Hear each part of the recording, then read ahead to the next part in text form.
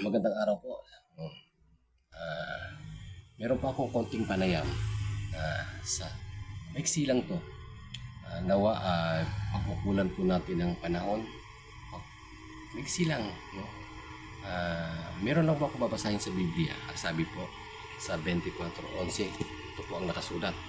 At magsisibangon ang maraming bulaang propeta at kanilang ililigaw ang marami. Dito po tayo po-focus sa salitang ililigaw.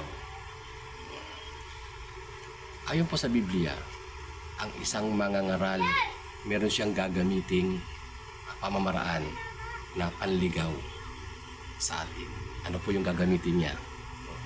Kapag ka ang isang mangangaral po gumamit ng Biblia at sinabing ang kanilang doktrina, ang kanilang pananampalataya, ang kanilang aral ay galing sa Biblia, yan po ang palatandaan ng isang bulaang mangangaral.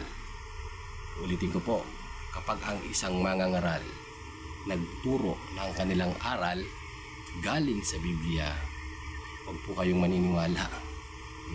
Siguradong sigurado, 100%. Isa yan sa mga inihulang bulaang mangangaral. Sabi ko sa iyo migsi lang. Salamat.